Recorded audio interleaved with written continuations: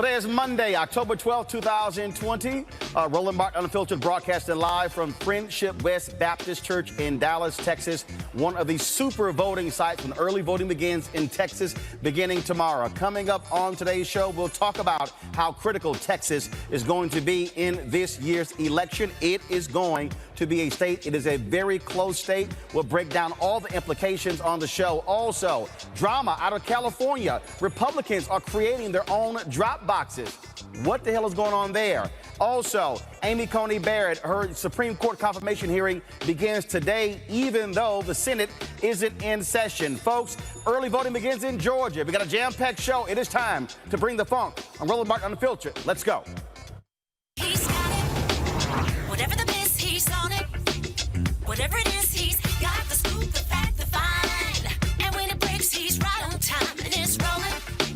Best believe he's knowing. Putting it down from sports to news to politics. With entertainment just for kicks, he's rolling. It's on go, y'all. It's Roland Martin, rolling with Roland now. He's funk, he's fresh, he's real, the best, you know he's Roland Martin now.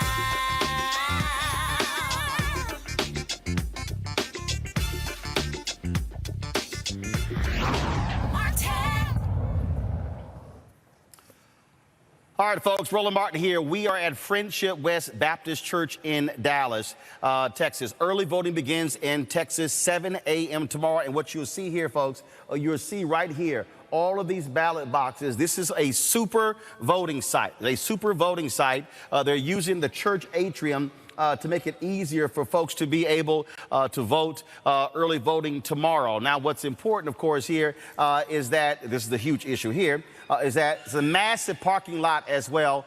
And so it provides enough social distancing for people to be standing in lines. We're going to talk about voting just a little bit later, but the big story taking place in Washington, D.C. is the Supreme Court hearing for Amy Coney Barrett. Republicans are doing whatever they can to ram this through, even though we are less than 30 days from the election. Of course, it has been going on all day. Even have some folks like Senator Mike Lee, who tested positive for coronavirus, out there testifying, not even wearing a mask. Senator Kamala Harris chose to question remotely, and she challenged the senators as to why they were even holding this hearing in the middle of this pandemic. We're going to get to all that a little bit later. Right now, though, we're joined by Barbara Arnwine. She's the founder and president of the Transformative Justice Coalition. Barbara, glad to have you back on Roland Martin Unfiltered. Here we are, 22 days out before Election Day. More than 9 million people in America have already voted. We see massive lines in Georgia, massive lines expected in Texas tomorrow, and Republicans don't care about the president, don't care about what they did in 2016 to Obama with Merrick Garland. They desperately want to get this woman confirmed before the election because they expect to see massive losses, and they know public opinion will be even further against them if they wait. Absolutely. And what we saw today, Roland, was for a judiciary hearing. I thought there was so much drama, I couldn't believe it. I mean, you had that incredible exchange between White House and Cornyn, where he just went all the way in. I think the Democrats did a good job, Democratic senators, of just repeatedly making sure everybody was aware that the ACA, the Affordable Health Care Act, was at stake here. And that she wasn't just chosen because they said she was first of her class, but because of her conservative views. In fact, all throughout this hearing, I don't know if all your listeners got it, but there were all kinds of code being spoken. When they said, for example, that she was, I loved it when they said that she worked for, that she worked for Lawrence Silverman. And when they talked about her being solidly shaped by Scalia. Those were code words saying she is a conservative to the T, and that she's going to be a rabid conservative. And I really felt that I was surprised, frankly, by her opening statement that she did not go further in to try to humanize herself, to make herself more acceptable, that it was so bland. It was just total white bread presentation. But I think that's because she's overconfident. Obviously, look, we see what they are doing. Republicans want to get this done. They know full well they are behind in a number of states right now. They could lose upwards of 10 Senate seats, and that if they wait until after the election, they know public sentiment will be further against them. The polls already show that most Americans, a supermajority of Americans, say this hearing should not be taking place until after a new president is elected. Absolutely. And they really aren't feeling her. I mean, every time people read about her, learn more about her, they don't see her as someone they want on that court. They do not see her as Ruth Bader Ginsburg's replacement. No matter how much they try to say woman, woman, woman, no matter how much she talks about, whatever, first she may have been, I think the people just hear something very different. They see this. They don't get it. They're saying we need stimulus help. We need unemployment checks. We need health care. We need more. And we don't need a conservative Supreme Court justice. And so they haven't helped themselves at all. I think that, this hearing has been really fascinating to watch, just how much damage I thought the GOP members did to themselves because they just cannot help themselves. And so they could not help their criticisms of Obamacare, as they called it. They could not help themselves for going in on Senator Harris, showing all kind of misogynoir war all over the place, showing that, they're black woman get in your place kind of, talk. They couldn't help themselves. And I think that the more they do this, if they keep in this vein, all this hearing will be is a big old commercial for these elections. So it is not, going to accomplish what they want. They probably will get her on the court because they have the raw numbers, right? But the public isn't feeling her. 74% more say that they don't care about, they don't like her. They just don't feel her. And I think that that's important because ultimately, when it comes down to it, these are the things that will make a difference in the future as to what happens with this court. One of the things that obviously we want to also deal with is that the reality is here. Amy Coney Barrett, and I think this is one of the things that we have to keep reminding our people. The reason she was even appointed to the Seventh Circuit is because the Republicans they actually blocked an African-American woman. Henry, right. let me know if you're able to, see this video right here. This is the woman right here, African-American woman. Barbara, tell our listeners again what happened here with the Seventh Circuit. She was supposed to be the history-making appointee. They stole the seat by basically not allowing her nomination to proceed. This is what we're looking at. This entire seat that we're talking about that's being filled is the Merrick Garland seat. It is another stolen seat. So we're dealing with thieves here who, are just, determined to use raw power to get the results that they want. They're not thinking about the best person for these jobs. They stole the Obama seat, and now they made up a new, quote, rule talking about, when it's a president of a different party, then we can oppose, even though we said we would never do this kind of opposition before. It's just nothing but contextual ethics. And it's evil, it's ugly, and it really, however, for those of us watching, I want everyone to know that there are real consequences here, because this woman has written a little bit on voting rights. And remember, Ruth Bader Ginsburg was fabulous on voting rights. She not only wrote that incredible dissent in the Shelby versus Holder case in 2013, which destroyed, Section 5's effectiveness. And she also, this April, while sick, wrote an incredible dissent in the RNC versus DNC case. So but this woman went out of her way, and another court case that had nothing to do with the voting rights for people who were had felony convictions in their history, to talk about it and to say that she didn't think any of them should be able to vote, in essence. So we need to really realize who we're looking at. This is an arch conservative. She is going to be really bad on all the issues that we care about. This is not a woman who is ridden with compassion. This is a woman who is ridden straight up the ideology of the conservative wing. And I just want to remind you, when she keeps saying that she's Scalia's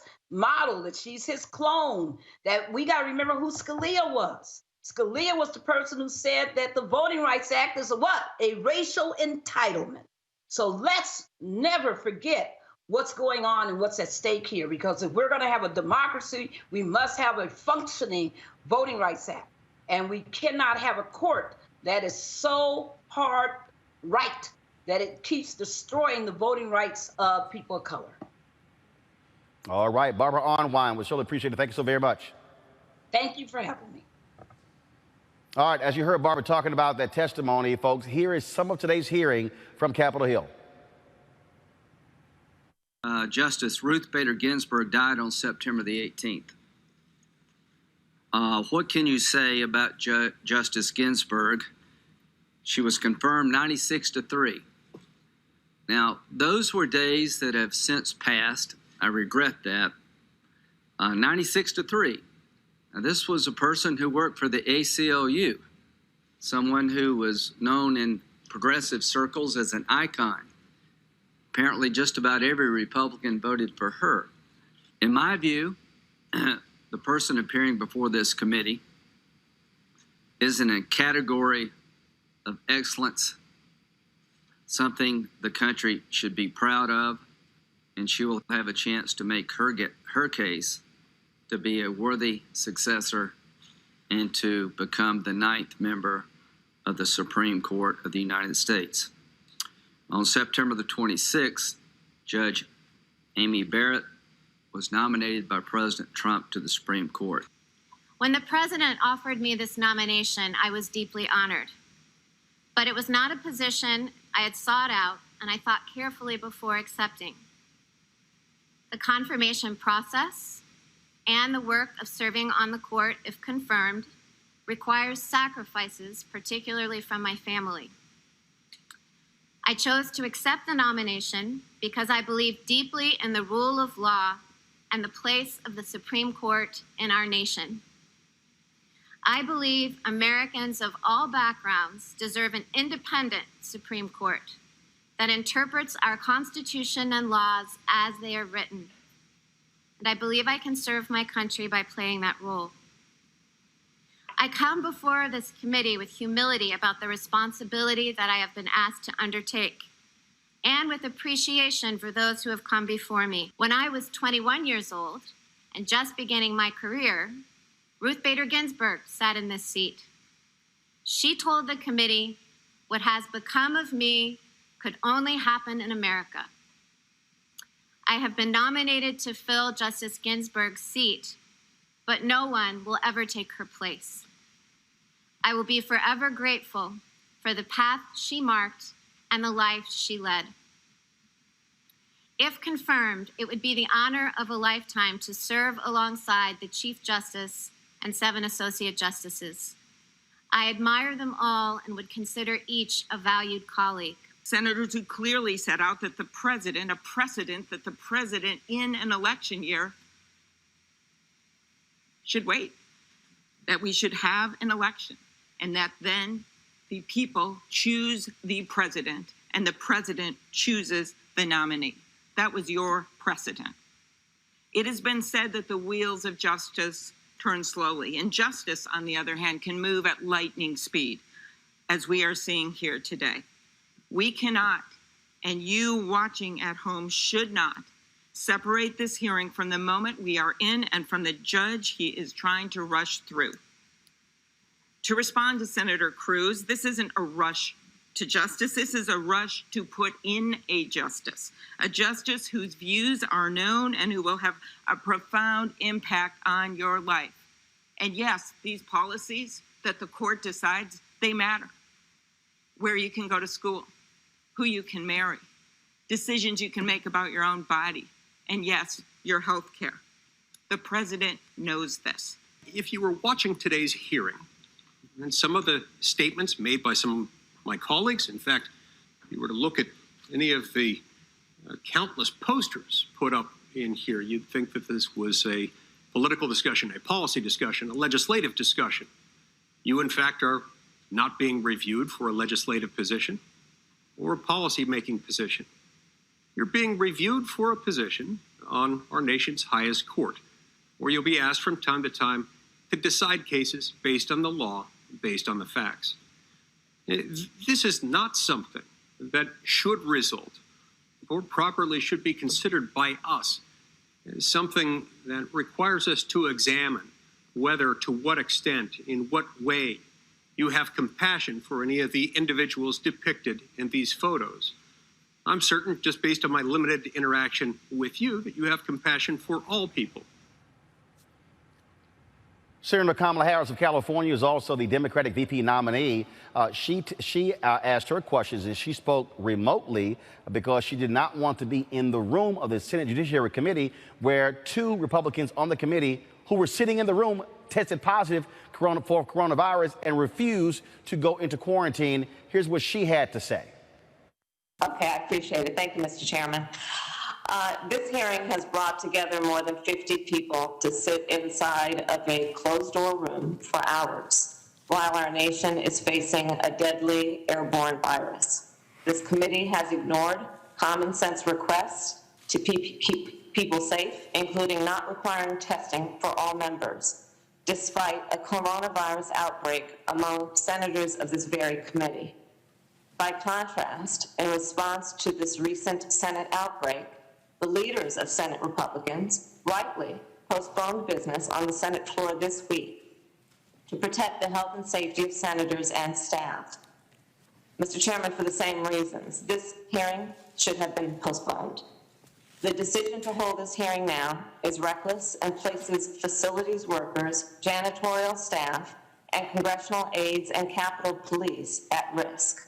Not to mention that while tens of millions of Americans are struggling to pay their bills, the Senate should be prioritizing coronavirus relief and providing financial support to those families.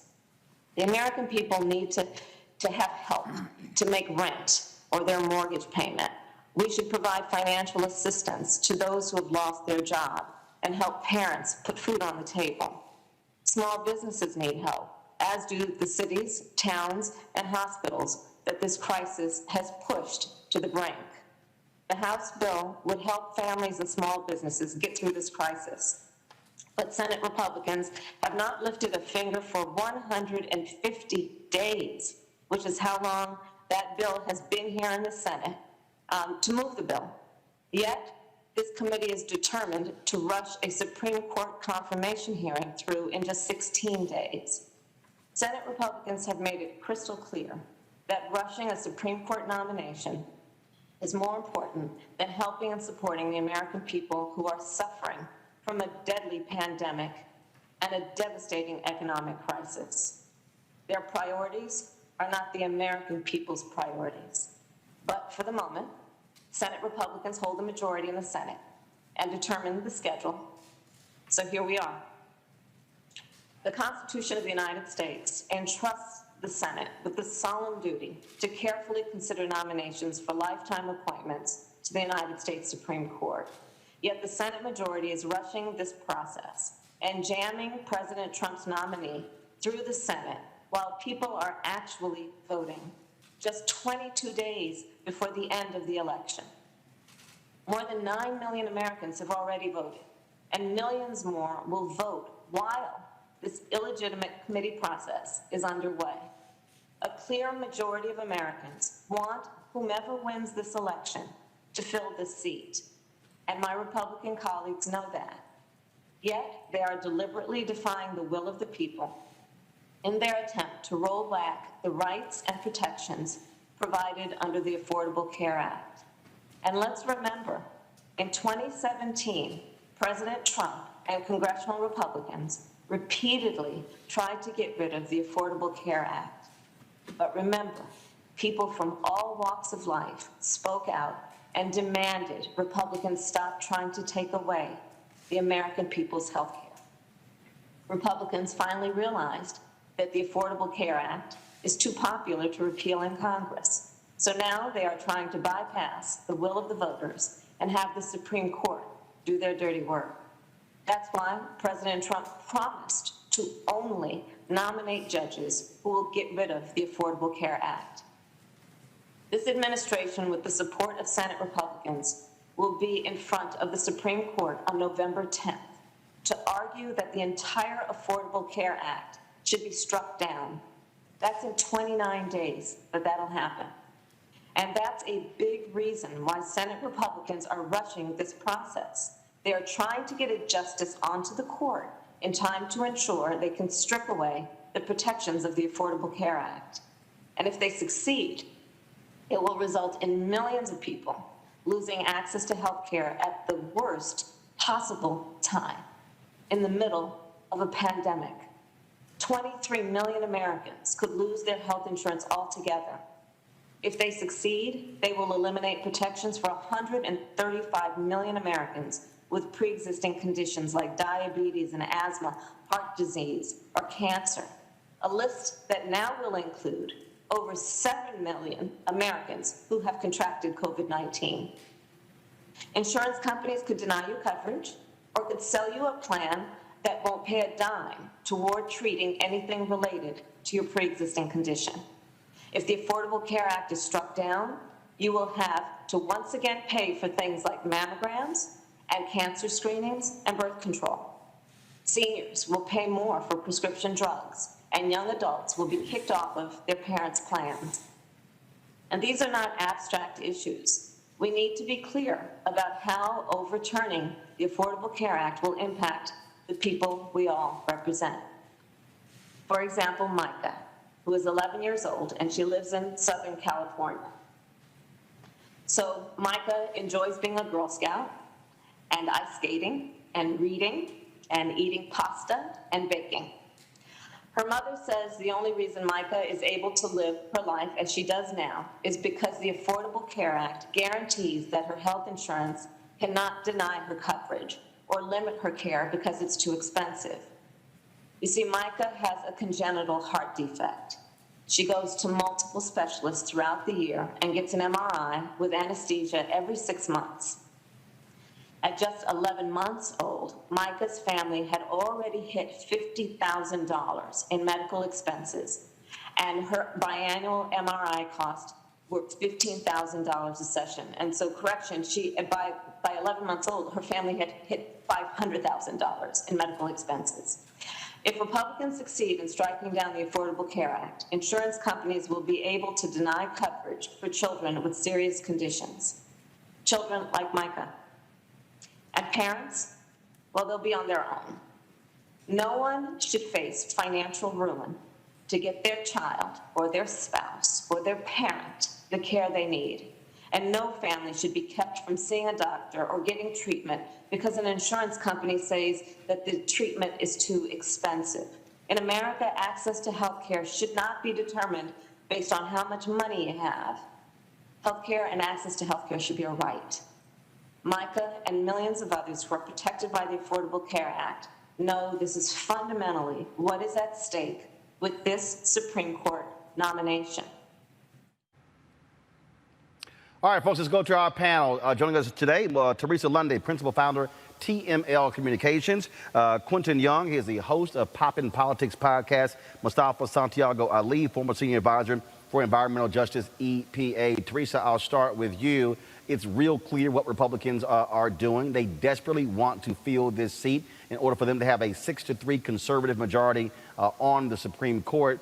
So let's not even play games with this. And what gets me are Republicans, they made a lot of hay since the vice presidential debate.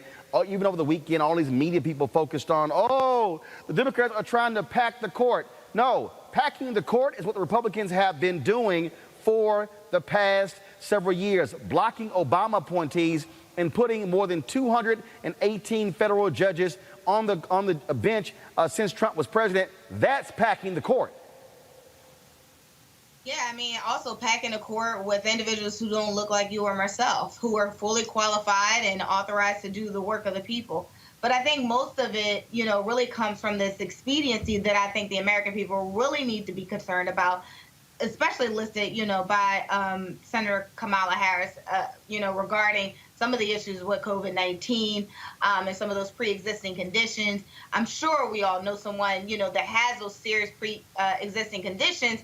And again, in 29 days, that decision will be made of how the Affordable Health Care Act would streamline some of these decisions and, possibly Roe versus Wade. So I think we really need to all be taking a serious look at what's going on in these Senate hearings, but also understanding that this process, Republicans are really thinking about the long-term game. And that long-term game is lying on the back of President Trump. And honestly, I just feel like they don't care if he loses or not, but they need to get their agenda across while he's in this position. And so that's essentially what we're seeing. We are seeing this, it was like rat race almost. How quickly can we stir the pot, and how quickly can we put those who shouldn't be in position without proper protocols and not. So, I'm hoping for something different. But again, this is the right-left agenda. Mustafa, look, Republicans have the votes to actually get her confirmed on the court. But this is the thing that I keep saying. This is where Democrats have to play hardball. They keep trying to make Biden and Harris answer the question, will you pack the court? They shouldn't answer the question. We know they're going to vote. But again, Democrats had better be fully prepared when they get control to actually use power as ruthless as Republicans are doing it. Right. They set the precedent. So now you're going to have to deal with the outcomes of what you have put in motion. And Democrats have to continue to hit on, this is about health care, this is about climate, this is about voting, and of course all of this is tied back into COVID-19. And what's going on across the country is that people are actually paying attention to the courts now. We know folks just have not been as engaged on the courts as they should have been. We've talked about it on the show, from the Supreme Court all the way down, how incredibly important these positions are, because, they're interpreting, what the laws are. And whether you care, almost every issue that you care about is going to roll through the courts, and it will either be in a positive way of helping to improve what's going on in your life, or it's going to have significant impacts. It may shorten your life, or it may extract wealth from you. So folks have got to pay attention, and Democrats have got to continue to anchor this in the reality of what's going on in people's lives and these decisions that these judges are making. Quentin, I'll go to you here again. Look, we're going to see this thing happen this week. We know exactly how this thing is going to end up unless something catastrophic happens. But Democrats must use this opportunity to really lay down the framework, pin her as aggressive as possible. And you know what? And I'm really sick of all this stuff. Keep talking about how she's a mom, how many kids she has. That has nothing to do with whether you're going to be a Supreme Court justice, okay? My mama got 5 kids, all right? But that ain't got nothing to do with somebody being appointed to the Supreme Court. I mean, they're trying to find some kind of way to humanize her, but to be honest, I mean, these are the political issues that people are concerned with. This is why people don't feel like they should vote, because it's kind of political corruption going on. They knew what they were doing the whole time. They had plans on doing this when Obama was in office. They've been waiting on Ruth Bader Ginsburg to pass on the whole time. They've been talking about putting their circuit court judges there because they know the cases aren't going to make it. They know that they've been packing the court. They know what they said before, but they had a whole intention to make sure that they could get this done. And Ruth Bader Ginsburg held on for as long as she can, but unfortunately she passed on, and they're going to close the deal. And it's unfortunate. And the thing about it is, it's really going to affect the American people, because a lot of people have pre-existing conditions. A lot of people will lose health care. Before Obamacare, I mean, healthcare was kind of a second thought, even kind of out of mind, like something that you just wouldn't have. And it just really bothers me how you have these elitist politicians making decisions on the lives of average people. All right, so look, we see what's going to come down next. First of all, I'm losing Quentin's audio there, but here's the deal here. When we talk about this is going to go until Friday. It's going to go until Friday. I think what's important, we're going to have civil rights folks testify as well. This is how you lay the groundwork for what you do next. I fundamentally believe, and I don't care what Republicans have to say, Democrats should increase the number of justices on the Supreme Court because the Republicans have done. And Teresa, this is real simple. Republicans in Arizona 3 years ago added and they increased justices to the Arizona Supreme Court. They had a scandal in West Virginia. What did they do? They got rid of the entire Supreme Court. The Democrats had a majority on the Supreme Court, replaced them with Republicans. North Carolina, they tried to strip the North Carolina State Supreme Court of most of its powers by shifting it to a lower court. When the Democrats got a 4-3 majority on that court, they now have a 5-2 majority. And in Pennsylvania, when they ruled against political gerrymandering, the Republicans wanted to impeach the Democratic Supreme Court justices in the state of Pennsylvania, in your particular state, Teresa. So look, I have all these Republicans who are complaining about court packing. They said nothing when those things went down, and Democrats should say, when we get power, we're going to use power. Listen, this is chess, not checkers. And so every move that is going to be made between now and then, you know what, I am so in agreement with Vice President Joe Biden. All right, Henry, when you switch, when you take it, no, yes. Yes, and Senator Kamala Harris, I am in agreement with them as they look to not answering the question about packing the court, because quite honestly, you don't let the next man know what your move is. Allow them to assume, and then you take power. That's how chess is played, and that's how it's always as the cards have been dealt. But as we, kind of look forward into what the future looks like for packing the court and unpacking what that looks like, it really is a numbers game. Right? Who has the votes and, who can challenge the votes, and understanding that this has happened in other states. As you said, Roland, in other states across the country, this has happened and no one has said anything. Everyone has been silent.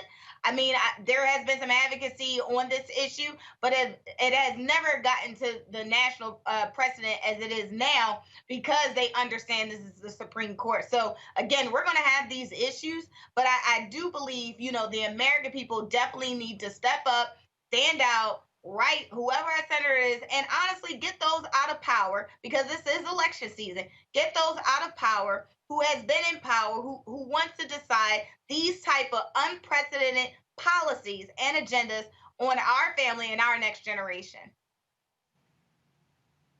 All right, folks, here's the deal. We're going to talk about voting. Huge things happening all across the country. Early voting today begin in Georgia. Massive lines. Some folks in line for 5.5 hours. Early voting begins here in Texas tomorrow. I'll be voting first thing in the morning. We're here at Friendship West Baptist Church, one of the super voting sites. We'll be talking with the senior pastor of the church, Reverend Dr. Frederick Douglass Haynes, when we come back. Also, we'll talk with Dallas County Commissioner John Wiley Price about what's happening here in Texas. And then we'll talk about what Republicans are doing in California. They are setting up fake drop boxes.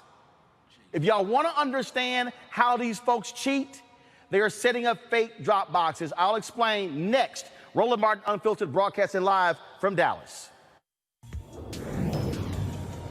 Black people have said that for years, that white men, especially white men with money, were afforded all these passes and, get out of jail free cards. And, and people thought we were not only being paranoid, but but now they see it on display. They see it from their own people. Mm-hmm. And when I say their own people, meaning people who are in their own tax bracket and everything, acting a fool, kowtowing to this man. We saw him sit at a table while everybody basically told and said, oh yes, my liege, and this is what I think, and you're such a beautiful man. And we saw these people who have degrees, accomplishments, all these things just pile on. He has no words, he has nothing. He's just rich and white and mail. And so people want to see that power on display and then tell us that we're crazy. They can't do it anymore. And that's the good news.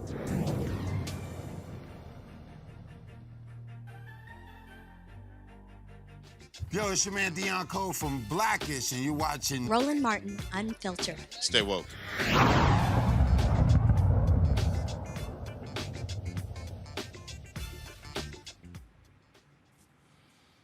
All right, folks, I have told y'all consistently about what Republicans are doing. We are 21 days before Election Day. Please, I want you to do this here. We, of course, emphasize, I want you to go to vote.org, vote.org, to double-check your registration. Deadlines to register. We are not there yet. We still have deadlines, and so you can still get registered to vote. But as you see right here, go to vote.org. You can actually check your registration. You can, of course, go on their site. You can register to vote. You can do all things that you need to do. We want you to be focused on this election. Okay, this is what's going on. But let me tell you about what's happening, folks, what's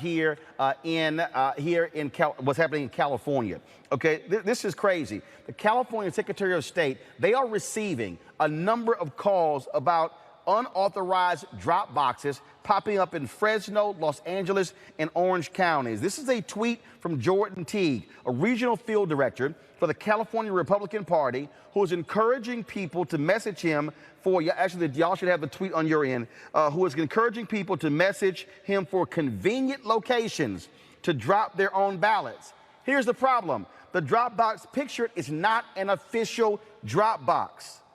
Despite that, it has a sign that says official ballot drop box on it. Folks, this is voter fraud. Republicans talk about voter fraud.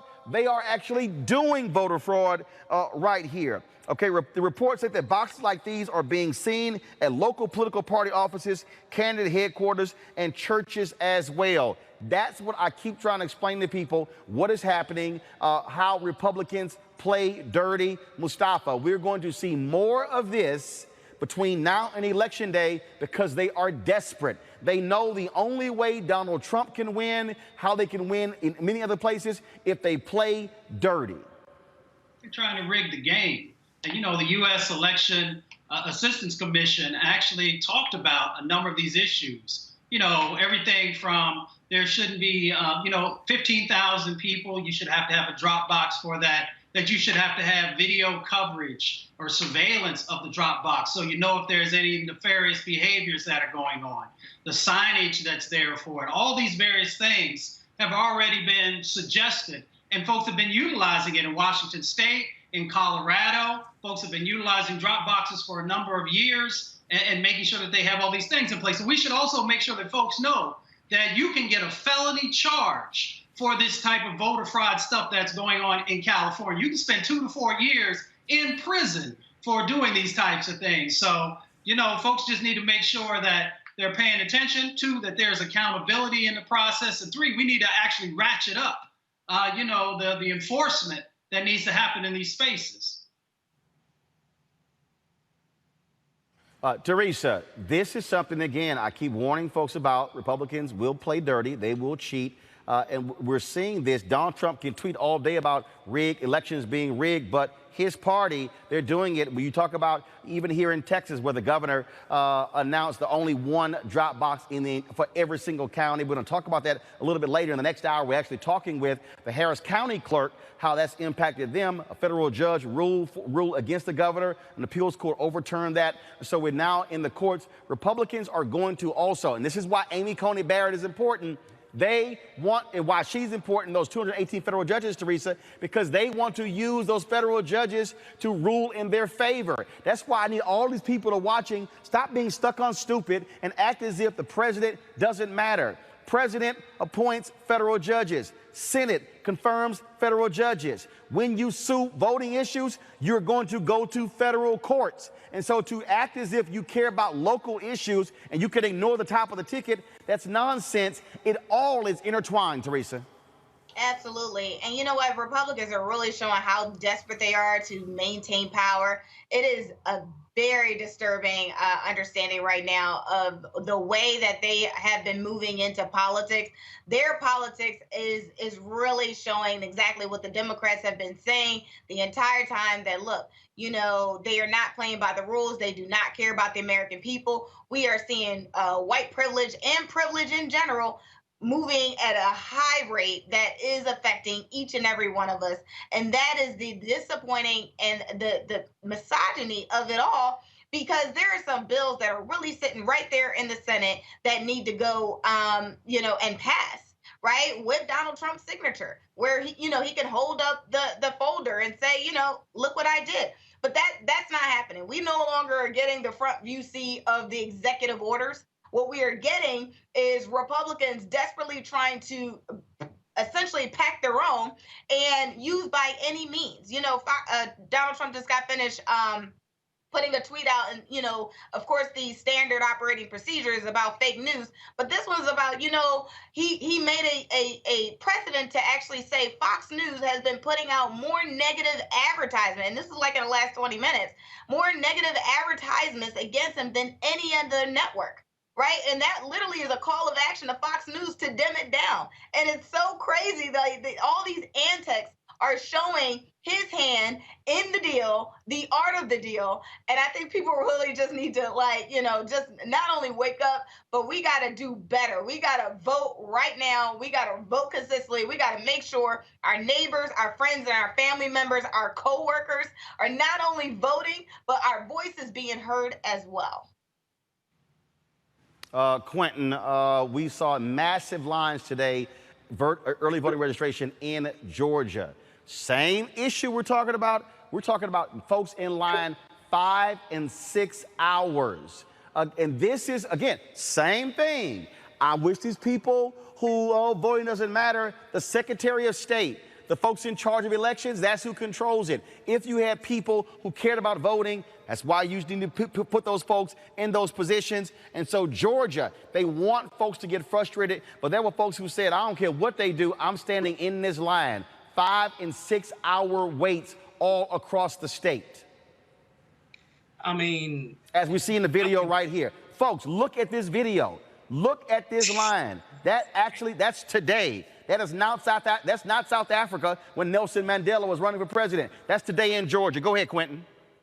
I mean, I don't think we're surprised here. I mean, every election, it seems like it's something new that they've done. I mean, 2 years ago in Georgia, we had the issue with Stacey Abrams running against the Secretary of State that was running the elections, and you know what he did. And then we had 2016 in Alabama, where they require people to get a certain kind of ID and start shutting down DMVs in Alabama Black Belt, right? So, I mean, I'm not surprised here when you see them trying to frustrate people and create fake drop boxes, and that the things won't be enforced. In Houston, I mean, in Texas, they've struck it down at the appeals court, but I mean, Donald Trump has appointed 29% of all the appeals court judges within the last 4 years.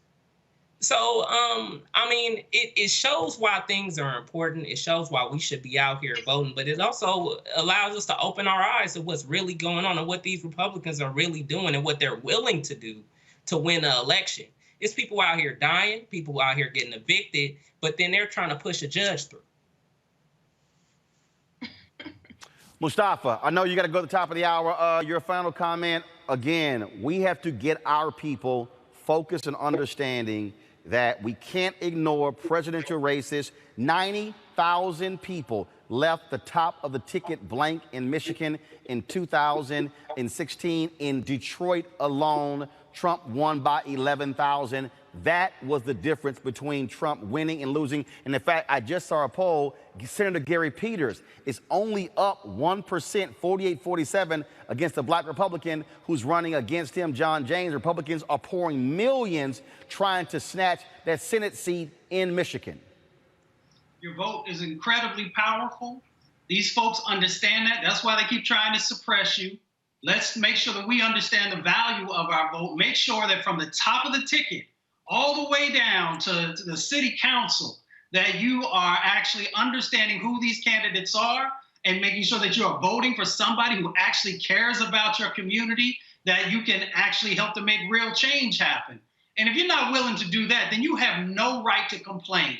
You have no right to complain when we see all these egregious behaviors that are happening from law enforcement, things that are happening from the environment, from housing, all these various things that are going on. You actually have the power, and it's inside of your hand to make sure that you're holding people accountable and that you're making change happen. So use your power and stop giving it away.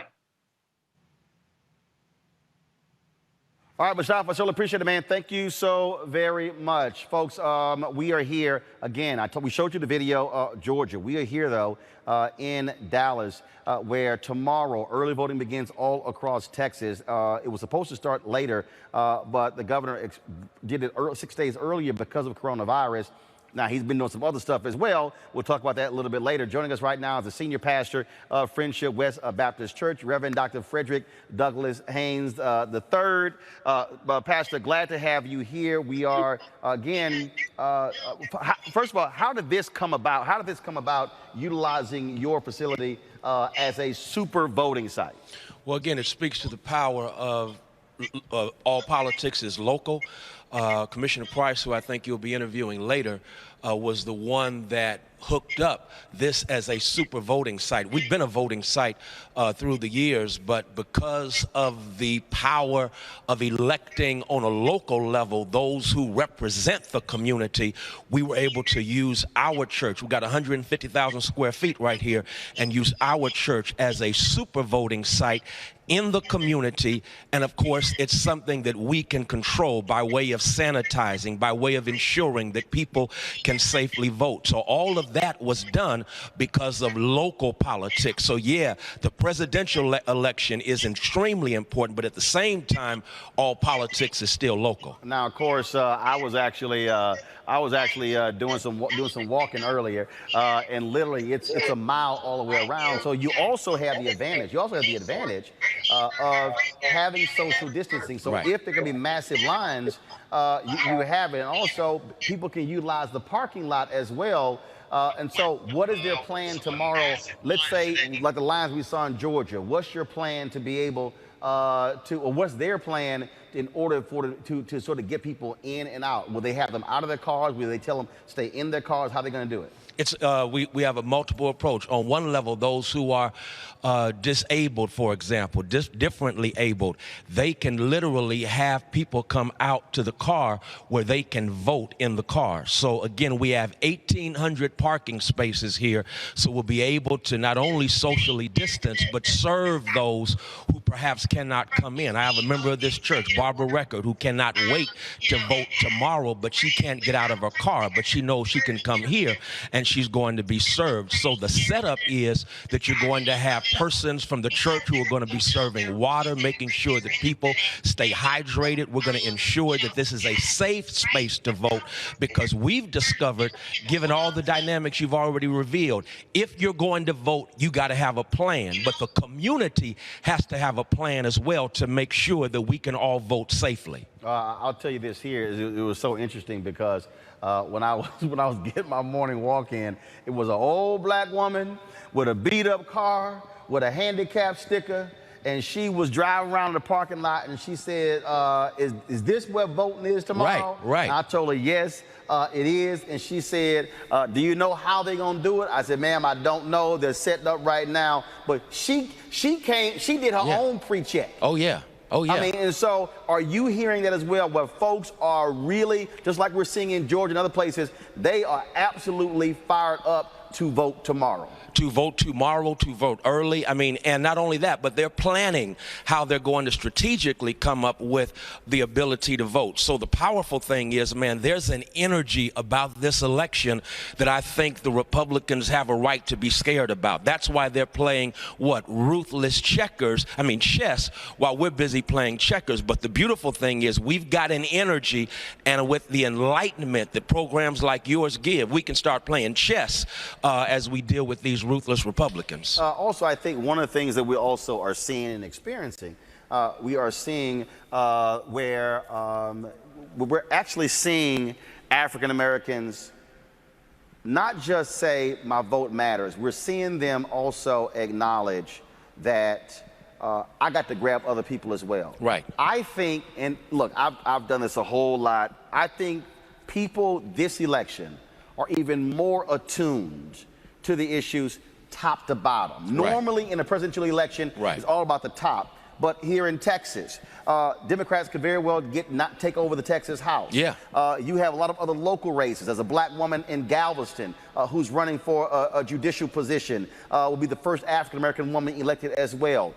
In the 2018 midterms, when I went to Houston, I helped out 18 black women who won judicial positions all across Harris County as well. We'll be in Harris County tomorrow at the Fountain of Praise Church with Black Voters Matter. And so what we are seeing again, and I think this is where the constant voter education comes in, right, letting our people know it matters top to bottom. Right.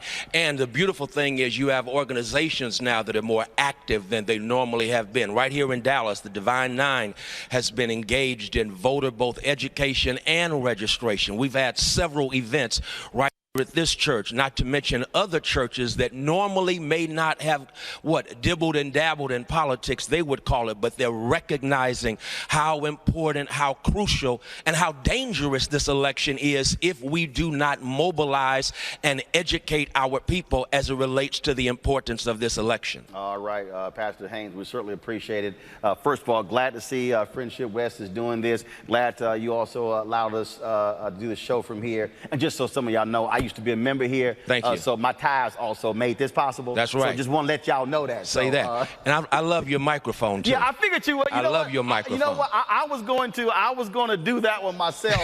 I said, you know what? No, you got to leave the black and gold microphone. Thank you. And he probably will pick up on that real quick. Thank you. You got the ring, so at least let me have the mic. I got the alpha ring here, so you got that here. Pastor Haynes, I appreciate it. Folks, we're going to play the Joe Biden ad right now of the 14 black mayors, and then we come back from that. We'll talk with Dallas County Commissioner John Wiley Price. So let's go ahead and play that ad. Black women have always been on the front lines for social justice. It's what we do. We organize, make phone calls, and yes, we run for office. All while being fly. We stand up to systemic racism, fight for health care and justice for all our citizens, and use our power, our right, our responsibility. Black women, let's vote. Vote for Joe Biden and Kamala Harris. Your turn, fellas. Okay, we got this. Fellas, brothers, we've heard our sisters, our mothers, our wives and daughters cry out for equality. Equality.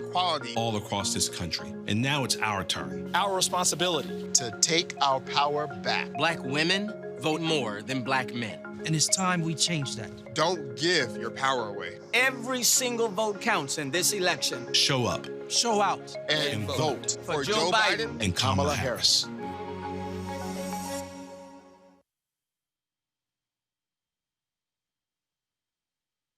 All right, folks, that was a pretty interesting ad there, having 14 black mayors talking about Joe Biden in this race. Joining us right now is Dallas County Commissioner John Wiley Price, affectionately known here in Big D as our man downtown. It has been an unbelievable election, Commissioner Price. Already, look, you've seen lots of different races. Have you seen anything comparable to this level of energy? I would dare say even factoring in Obama in 2008. Not since Obama in 2008. In Dallas County right now, we have 1,300,000 individuals who are registered to vote. That's 100,000 more than we had in the last presidential election in 2016.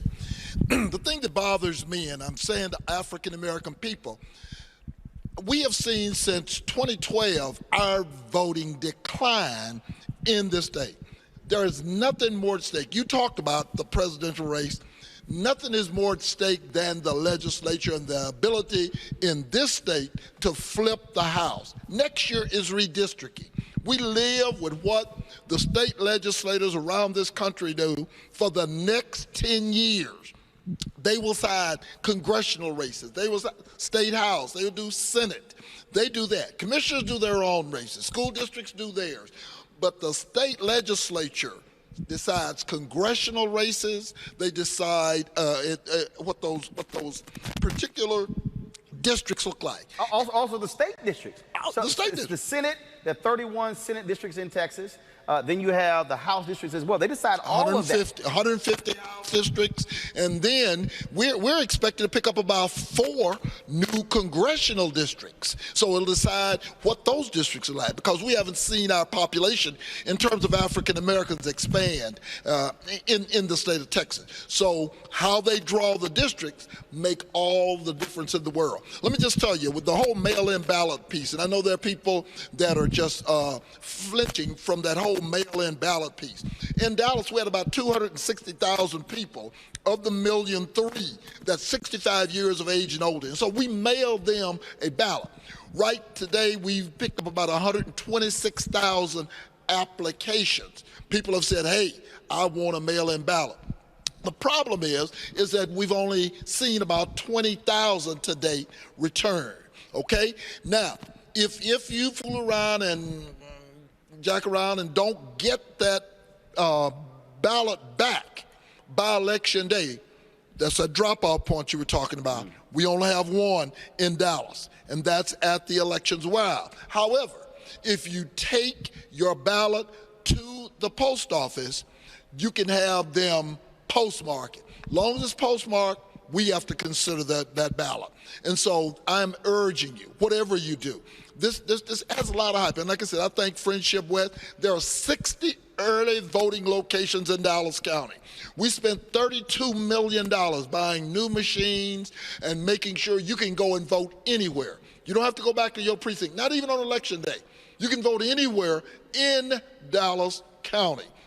And so the polls are going to open. We expect you to be there. Today, there were 1 million telephone calls from registered voters across this state, 1 million. And so we expect Texas to do what Texas knows it's supposed to do, and that is put us back on the map and bring us into the 21st century. I know we look archaic. But for the people who don't even understand history, this was a state Democrats ran every statewide position. Yes. George W. Bush runs for governor, beats Ann Richards. Then when he ran the second time, that began the Republican domination in Texas in 1998. And so now all of a sudden, for the past 20 plus years, they've controlled all statewide positions.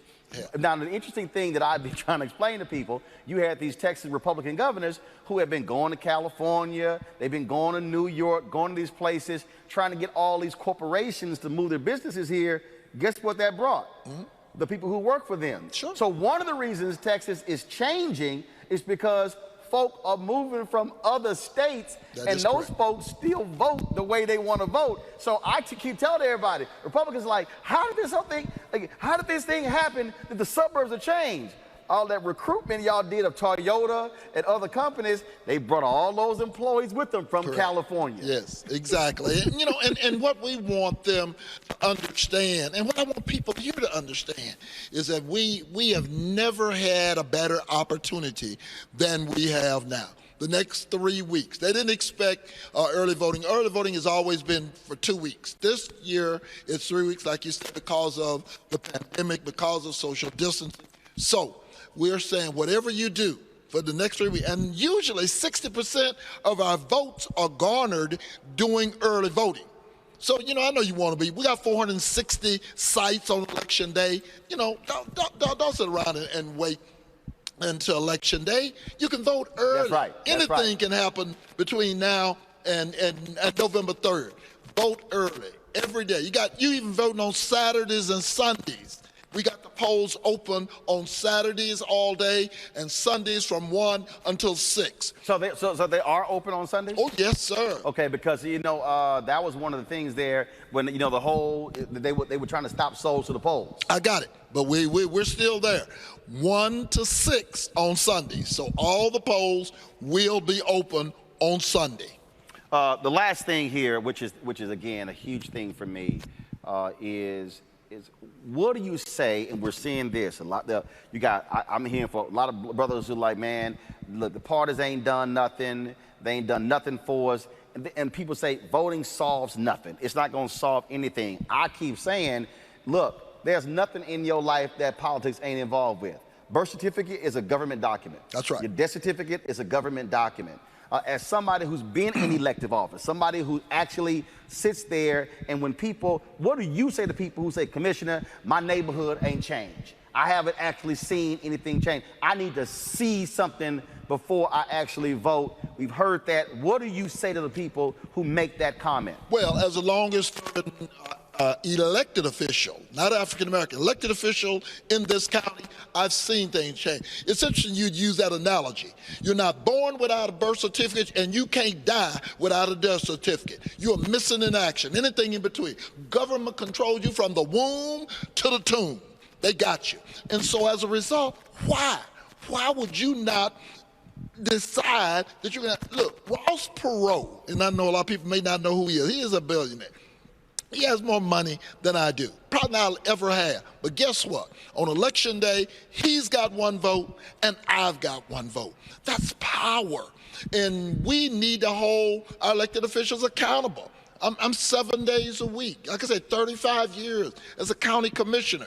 And so what I say to those individuals, for the most part, here, I challenge you. I'll challenge my district against any of my colleagues, 254 counties in Texas, and I'll challenge my district against others in deliverables. Now, I'm going to put this last one on you because, again, somebody just sat here, and this is what somebody just said on the YouTube channel. Let me scroll up. This person said, essentially, if we are not getting reparations, I'm not voting.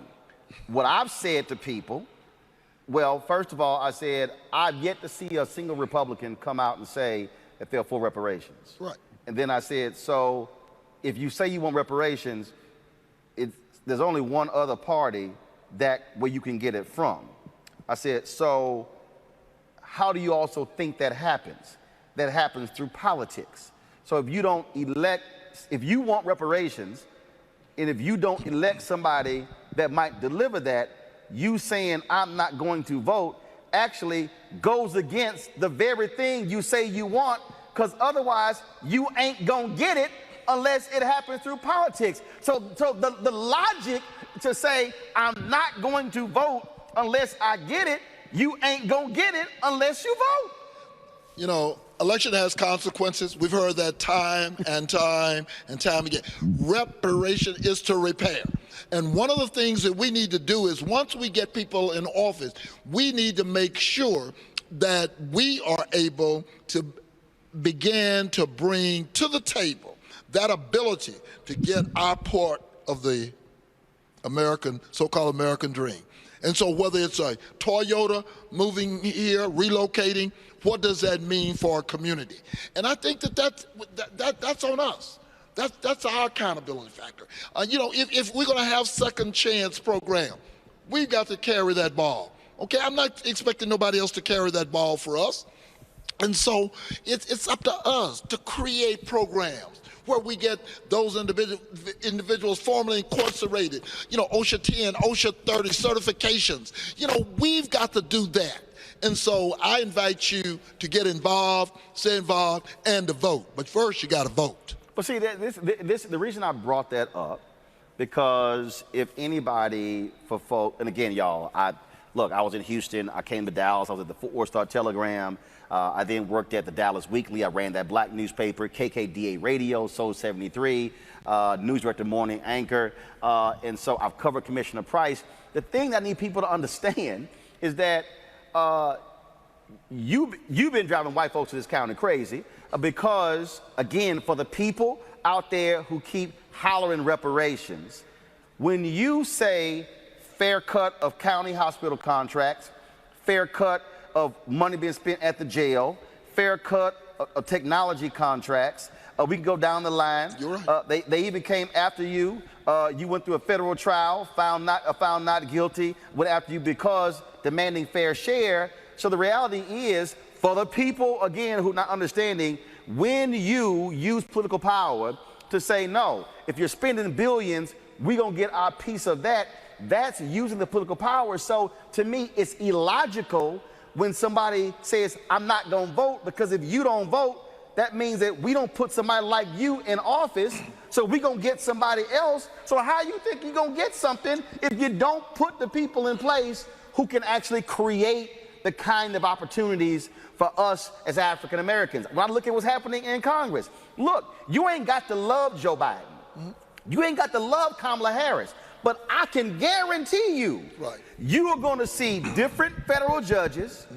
You're going to see different contracts. You're going to see different folks in place in all those federal agencies than you see from Donald Trump. To me, this is not hard. As you said, it's not rocket science. All we've got to do is use what's in our hand. I don't want to, I'm in the church, so I'll use the Moses theory. Moses, what's in your hand? And what's in our hand is the vote. That's the power. We can decide that we're going to open that Red Sea, or we can sit there and look and wait for Pharaoh to catch up with us. But, you use that leading to election day, but this is the key. After the election is over, you can't disappear. Oh, no. See, that's the other thing I keep trying to tell our people. You got to make sure,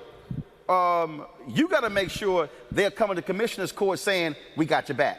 Going to the school board saying, hey, we got your back. Or we're watching, going to state house, Capitol House. That's also what I'm saying. The folk who get stuff don't just stop when the election is over. Well, and we look at strictly elected politics, Roland. That's my problem. Let me tell you something. The most powerful board in this region is the airport board. There you go. You know, billions of dollars. Not only are they constructing, but this board is an appointed board. You know, when you look at the hospital district board that we control, that's an appointed billions of dollars, not only in construction and building in the community and building health centers, but who builds them? Who builds them? Right here at Friendship West, right down the street. I don't know if you saw my new government center here. My new sheriff's center is being built right less than 400 yards from here right now. A new county government center in the African American community. Now that's an anchor. And can you imagine what's going to happen between here and Friendship West in the next few years with all that land? My problem is it's politics. I decided it's going to go there. You know, if you look at that center, you're going to see African Americans financed it. You're going to see African Americans, for the most part, are constructing it. You're going to see. That's what we did when we broke ground. We were able to show that. And so that's what you see when you get people that you know that you can hold accountable. Right, and that's when we talk about jobs, contracts, being able to deliver, and then now you take that and you replicate it all across the board. And so then when the companies want to say we want to move, and you say, okay, well, you're looking for incentives, what do we get? Don't just simply look for tax breaks. What do we get as a part of that? Are you going to hire our people? Are you going to have programs with HBCUs? Are you going to have programs with our black high schools? That's why I try to walk our people through that we got to take this thing called voting and we got to drill, or as one person, we got to be deeper than mustard on a hot dog. Yeah. We got to drill a lot deeper so people go, oh, hold up, wait a minute, are you saying that connects to that? Yes. Yes, precisely. Parkland Hospital. They will tell you the number one thing we talk is about black nurses. Prairie View has one of the premier black nursing programs in the country. It's a land grant institution. And as a result, we tell Parkland, hey, you need to recruit. You black nurses, we want to see some more black nurses. By the way, nurses run hospitals, not doctors. Nurses do. And so when you get that, when you get that control, then you've got to begin to take and direct psychological programs, dealing with our young people in these custody, these juvenile facilities. There you go. You know, we get a chance to drive that. And we say what those psychologists who are dealing with our children, what they look like. And so that's what politics is. And it's 7 days a week. And I don't care, as I said, room to tomb, what the water you drink, the electricity. I mean, politics control. That's it. The Public Utility Commission in Texas. I don't know what it is in other states, but the Public Utility Commission in Texas is appointed. They control and they control utility. Railroad Commission controls. I know it sounds like railroad, but it controls. And when you look at transportation, and just railroads. Oh no. They, believe me, they don't just control railroads. And transportation, at the end of the day, the transportation in the TxDOT, Texas Department of Transportation, billions of dollars. You know, we're sitting right now between 3 of the top interstates in the country, 35, 45, and 20. 20 is right here, less than 100 yards from here. Yeah, I can look at it right now. There you go. and the point is that's what of the top 10, that's 3. And we're sitting in the middle of it. So what does that mean? The southern sector of Dallas is larger than the entire city of Atlanta. And black folks dominate the southern sector of Dallas. I've got 700,000 acres in a place called the Dallas County Inland Port. We are now in the process of forging a relationship with a place called Plaquemines out of New Orleans, where we got a railhead that's deading in to a port that's right there on the Mississippi River, which carries us up. Let me just tell you, there's some things happening in Dallas, you know, in my district, we're extremely proud of. But again, politics makes if you aren't sitting at the table, though, making that happen, it doesn't happen. And that's the piece. That's the piece. Dallas County Commissioner John Wiley Price, we certainly appreciate it. Thank you so very much for joining us, Roland Martin Unfiltered. Thank you. All right, thanks a bunch. All right, folks, got to go to a break. When we come back, we talk about the Jacob Blake case out of Wisconsin. There's another African-American shot and killed by cops. His parents and family, they've been protesting. They've been arrested. We will talk to his mother and their attorney next on Roland Martin Unfiltered, broadcasting live from Dallas, Texas. When you have the platform in entertainment, I do believe it's important to use it, because the same people that will buy the movie ticket or stream the album or go and support the book, they're the same people. They're voting for what they want to see in entertainment. And now, to me, it's about using the platform to say, hey, it's not just about an entertainment vote, it's about a vote that actually is going to affect the very trajectory of your life.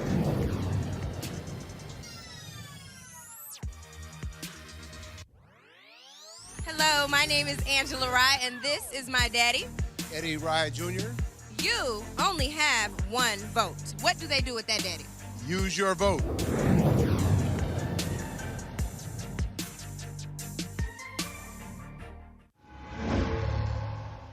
So a lot of y'all are always asking me about some of the pocket squares that I wear. Now, Robert don't have one on. Now, I don't particularly like the white pocket squares. I don't like even the silk ones. And so I was reading GQ magazine a number of years ago, and I saw this guy who had this pocket square here, and it looks like a flower. This is called a shibori pocket square. This is how the Japanese manipulate the fabric to create this sort of flower effect. So I'm going to take it out and then place it in my hand so you see what it looks like. And I said, man, this is pretty cool. And so I tracked down, it took me a year to find a company that did it. And so they make these about 47 different colors. And so I love them because, again, as men, we don't have many accessories to wear, so we don't have many options. And so this is really a pretty cool pocket square. Now, what I love about this here is you saw when it's in the pocket, you know, it gives you that flower effect like that. But if I wanted to also, unlike other, because if I flip it and turn it over, it actually gives me a different type of texture. And so therefore it gives me a different look. So there you go. So if you actually want to get one of these shibori pocket squares, we have them in 47 different colors. All you got to do is go to RolandSMartin.com/pocket squares. So it's RolandSMartin.com/pocket squares. All you got to do is go to my website, and you can actually get this. Now, for those of you who are members of our Bring the Funk fan club, there's a discount for you to get our pocket squares. That's why you also got to be a part of our Bring the Funk fan club. And so that's what we want you to do. And so it's pretty cool. So if you want to jazz your look up, you can do that. In addition, y'all see me with some of the feather pocket squares. My sister, who's a designer, she actually makes these. They're all custom made. So when you also go to the website, you can also order one of the customized feather pocket squares right there at RolandSMartin.com/pocket squares. So please do so. And of course, it goes to support the show. And again, if you're a Bring the Funk fan club member, you get a discount. This is why you should join the fan club.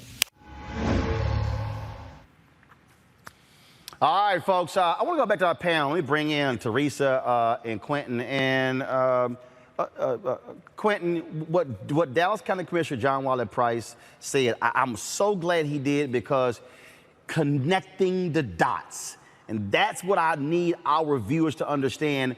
We have to connect the dots when it comes to politics. Right.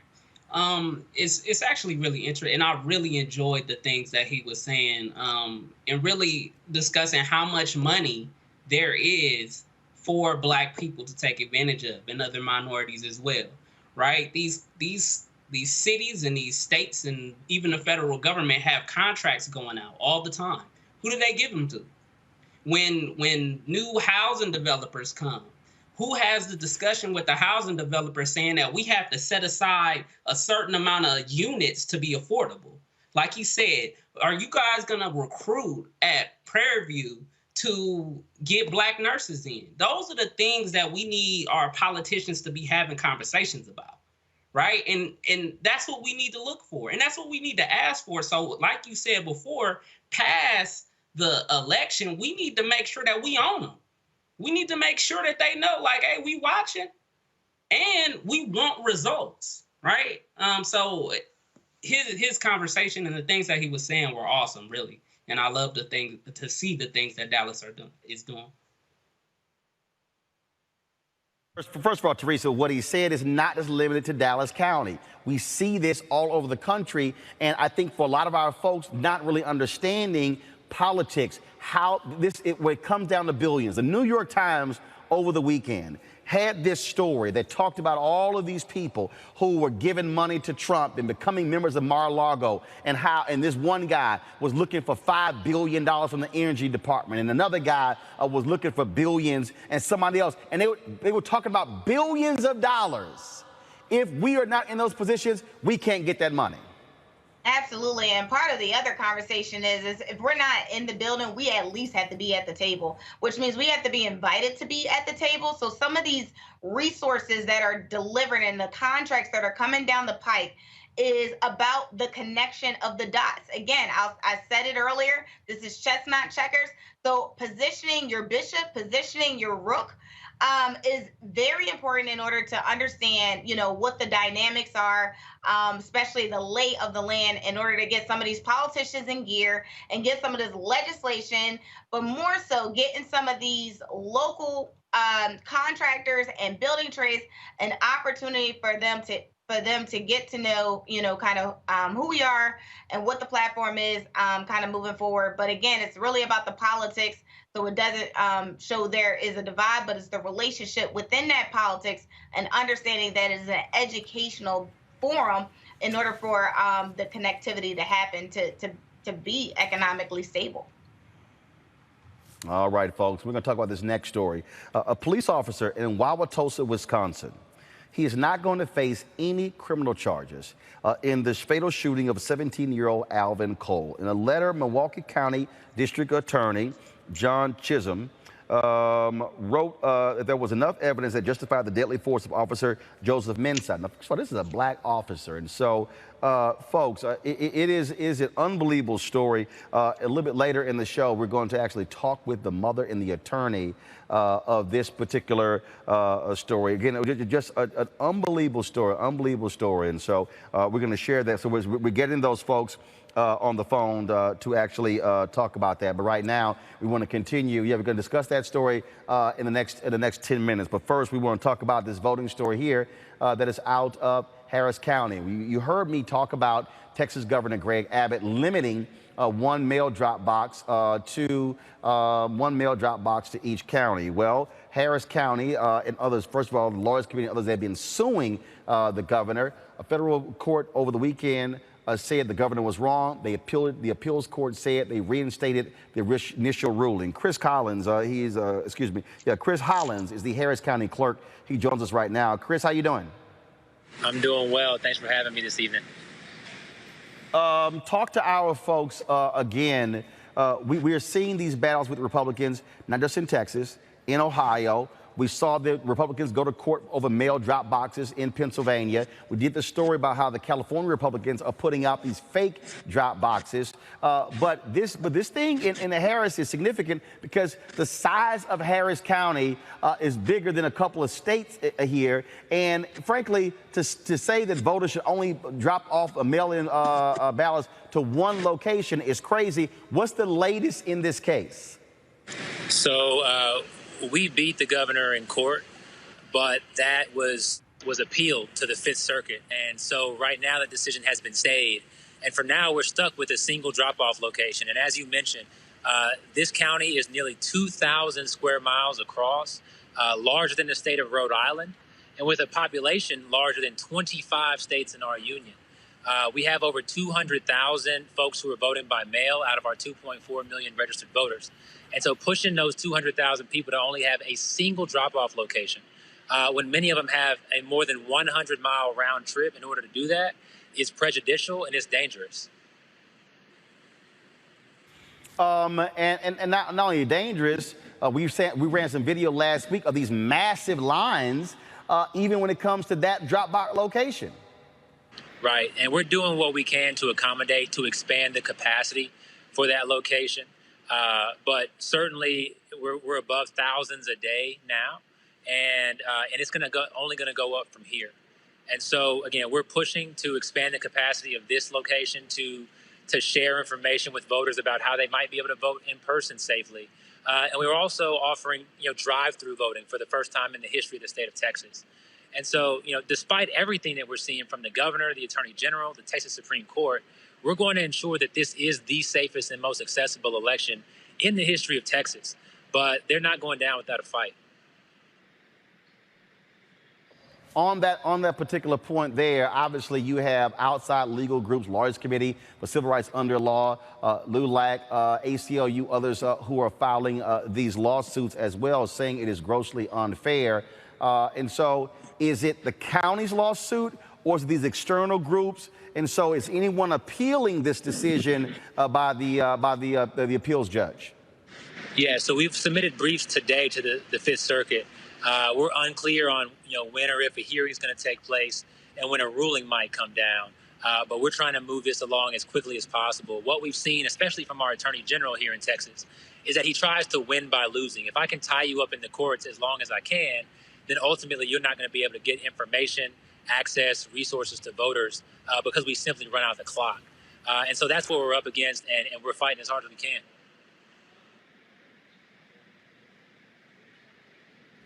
All right, Chris, so final thing. As of now, early voting begins tomorrow in Harris County. Let folks know, how many early voting locations do you have in Harris County? But if you want to drop off your ballot, there's only one place you can drop it off in Harris County, as of now. That's correct. We have over 120 early voting locations. We have tripled the number of voting centers since 2016 alone. We're offering extended voting hours. We're going to offer 24-hour voting on October 29th for the first time in Texas history and only the second time in U.S. history. And you can go to harrisvotes.com/locations to find a location near you and to see the approximate wait time at those locations so you can get in and get out and get back to your family as safely and quickly as possible. All right, Chris Hollins, Harris County Clerk. I certainly appreciate it, sir. Thank you so very much. Thanks so much. Have a great evening. All right, folks, just so you know, tomorrow I am actually going to be there. I'm going to be there tomorrow in Harris County. What is happening tomorrow, the folks at Black Voters Matter, they're actually holding a rally that's taking place tomorrow at the Fountain of Praise. They're doing all sorts of different things to get folks out to vote. And so let me just go ahead and show you guys this graphic here. Tomorrow, again, Tuesday, Fountain Life Center, 14075 South Main Street in Houston. At 12:30, they're doing a Black Voters Matter caravan and rally. But at 5:30, the social distance rally will start. If you are in Houston or Harris County, I would love to see you. We'll be broadcasting Roland Martin Unfiltered from the Fountain of Praise tomorrow. But we'll be live at 5 p.m. Central, 6 p.m. Eastern. We, of course, Grammy award-winning singer, Grammy-nominated singer Brian Courtney Wilson. He is going to be he's going to be on the program singing. They got free food out there as well, and so again, this is all about getting folks fired up. Free boxed meals, free swag, also free PPE. Again, that's Latasha Brown, Cliff Albright with Black Voters Matter.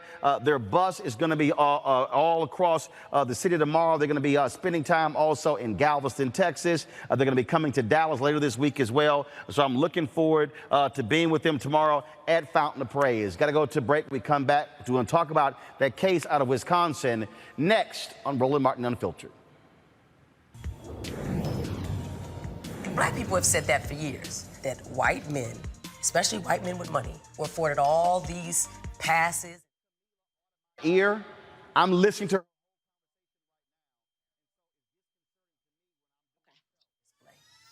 They see it from their own people. And when I say their own people, meaning people who are in their own tax bracket and everything, acting a fool, kowtowing to this man. We saw him sit at a table while everybody basically told and said, oh yes, my liege, and this is what I think, and you're such a beautiful man. And we saw these people who have degrees, accomplishments, all these things just pile on.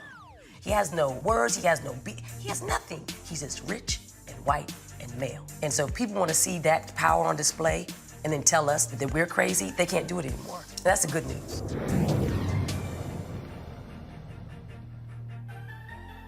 Yo, it's your man Dion Cole from Blackish, and you're watching Roland Martin Unfiltered. Stay woke.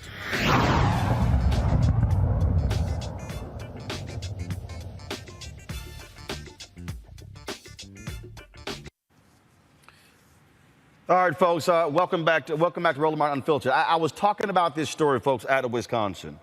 That is unbelievable.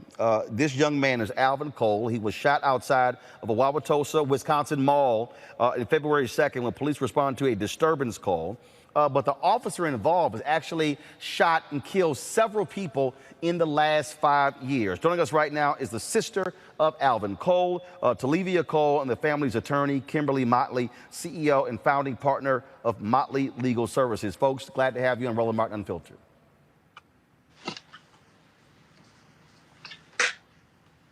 Talivia? Can you hear me? Talivia, Roland Martin, can you hear me? Yes, I can hear you. Okay, Kimberly Motley, can you hear me? Kimberly, can you hear me? Yes, I can. Yes. Okay, now I have both of you. Talivia, tell us please, or Kimberly, Kimberly, I'll start with you. What exactly happened? What happened to Alvin Cole? Well, in February 2nd of this year, Alvin Cole went to the mall with a bunch of his friends, and he was there, and there was an argument in the mall. When he came out the mall, there was a commotion, and the police were called to the mall. And ultimately, when he left the mall, him and his friends were chased by a number of police officers. They were ultimately arrested, some of his friends, and ultimately Alvin Cole was asked to surrender. He did run first. He had a weapon on him. He fired the weapon, and he accidentally shot himself. And so the gun was empty, and he was on his hands and knees.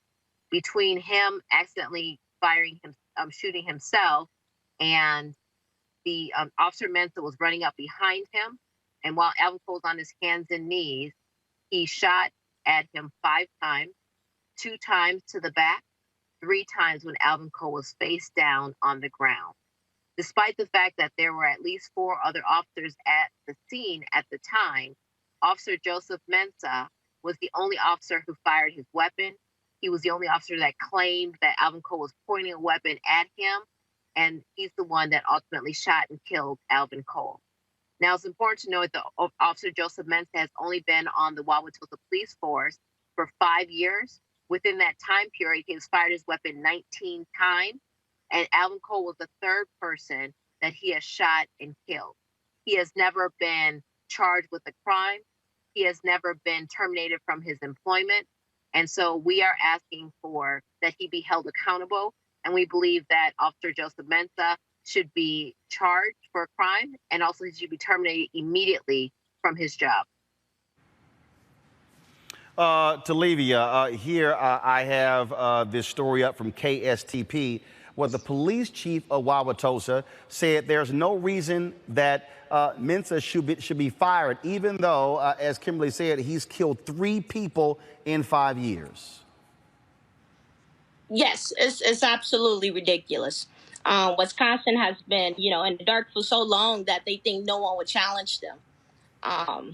And today is the time. This is the time. He failed to render aid to each victim after he shot and killed them. Even when he was the only officer there, he failed to wait for a backup. He just failed to do everything he needed to do as an officer, even in de-escalation.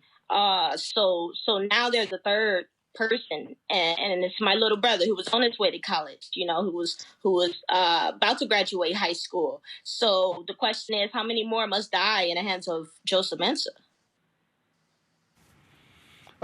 Kimberly, this is certainly obviously disconcerting. There have been protests there in Wauwatosa. This story has not gotten a lot of national attention. I want to thank Howard Fuller for reaching out to me and bringing this to my attention. What more can be done? What are y'all hoping is done? Obviously, the district attorney is there, decided there are no charges. The police chief said he's not going to be fired. What's next, Kimberly? Well, I think it's important to note that the district attorney said basically he cannot prove this beyond a reasonable doubt, but he has never said that the shooting was justified. 2 days ago, the Fire and Police Commission, they hired an investigator, and that independent investigator determined that Officer Joseph Mensah is unfit to be an officer and has said that he is not credible and he should be terminated for cause. And so we believe that DA John Chisholm is completely wrong with his decision. We believe that there needs to be a special prosecutor to be called to re-review these cases of the 3 young men, Alvin Cole, Jay Anderson, and Antonio Gonzalez. We believe that the Fire and Police Commission should do as their investigator, whom they hired, did, and follow his recommendations, and to terminate him immediately from his job. And we also believe, frankly, that under the failed leadership of Chief Weber, who has been a police chief of Wauwatosa for 38 years, that he also should be fired. He has normalized this behavior by Officer Joseph Mensah. And even though Officer Joseph Mensah may be the one that's pulling the trigger, we certainly believe that Chief Weber, DA John Chisholm, and frankly, Mayor McBride are helping to put the bullets in the gun. And so there needs to be an accountability for this, and that needs to start with Officer Joseph Mensah being terminated and criminally charged. Talivia, your final thoughts. Roland, like I said, it's a lot going on, and in the beginning they wanted us to be silent, and I'm very grateful for this platform because, I'm my brother's keeper. I can't just let him, die in vain, especially watching the video, hearing him scream, no gun, before several shots were fired at him, and that's what the media failed to play. That's what the media failed to say, because my brother screamed, no gun, before he was shot. While being shot, you hear another officer saying, stop, these are crucial things in an investigation. And if the DA doesn't believe that, that's a problem. It's a problem that he is the same DA on Antonio Gonzalez case, on Jay Anderson case. This is a conflict of interest. How do we believe that DA Chisholm will handle this investigation as if he would have handled any other investigation? We do not believe he is fit to prosecute this case. That's why there needs to be an appointed prosecutor for this case, besides DA Chisholm, who has allowed Joseph Mensah to be still in these streets, knowing that he is a coward, he is a killer, and he's going to kill again. Talivia Cole, Kim Motley, we certainly appreciate you joining us to tell us about this story, bring it to the attention of our viewers. Thank you so very much. Thank you for having us. Thank you, Roland. All right, folks, lots of new viral ads targeting Donald Trump. Thank you. Roll it. Going to ask that we bow our heads in prayer. God remembers. God remembers our sins. He sees our lying and our cheating and our corruption. And the scripture says, be sure your sin will find you out. He was a playboy. He loved ease and he loved pleasure. And the Bible says, woe to them that are at ease. If you don't support me, you're going to be so poor, you're not going to believe it. The events of this past year. Coronavirus. We pretty much shut it down, coming in from China. And the events of this present hour. They are dying. That's true. And it is what it is. Would indicate to me that we're already experiencing judgment upon judgment upon judgment. I am the chosen one. This may be the last moment that you'll ever have. And now is the moment. You get up and come.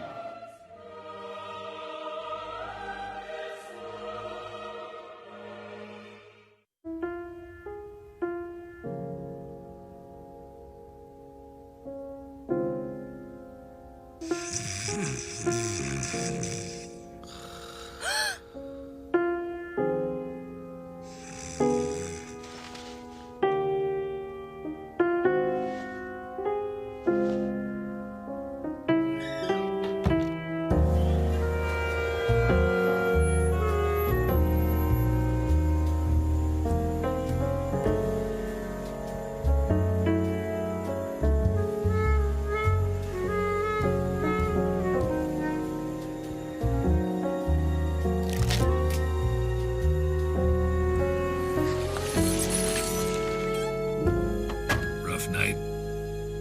Rough 4 years. You can say that again.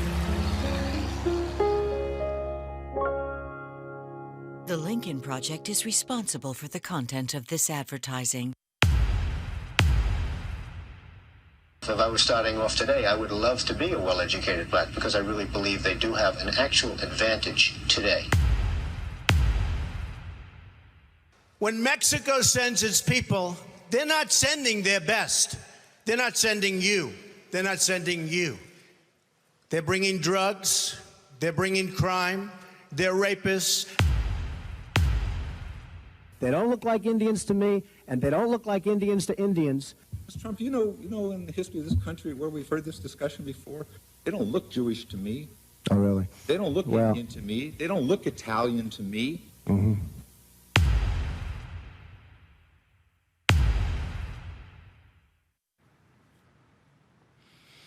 All right, Teresa, Quentin, what do y'all make of those antiviral ads? Lincoln Project, Teresa, was featured on 60 Minutes last night. Man, they've been swinging hard on Donald Trump. I need the contact information for whoever's coming up with that type of strategy. But listen, I said this before, I think the campaign, the Democratic campaign has decided to be a little lax on the media advertisement, on the negative ads for Donald Trump. So I'm happy that the organizations like the Lincoln Project, Common Cause, and various other attack ads are happening. But to be quite honest, I didn't even see it as an attack. If honest, we're talking about facts. It is an absolute fact. The numbers have been skyrocketing for 200,000 that have been killed here in America due to the pandemic because of negligence. And then globally, 1 million. And then there's so many other issues that I think, even these 30-second ads have really hit a touch point as it relates to, just kind of understanding the process of how some of these ads are made. So.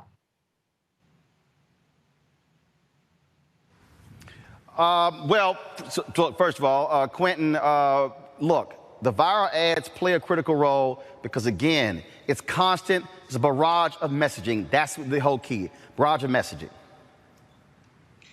I think it's important. I think it's good that they did it. I really feel like they were very colorful. Some of them, I was very surprised to see the one with the elephant. I really liked the one with Billy Graham. I think it really just kind of shot it home. And I mean, I think they need to do it more, especially going down to actual election day. Pump it out, pump it out, pump it out. Because, I mean, I think people get tired of hearing the same politicians saying how bad he is. I think when you kind of put those videos together, you put them out there for people to pick and choose and just see and see and see and getting it from different angles, I think it's really important. I mean, propaganda is king.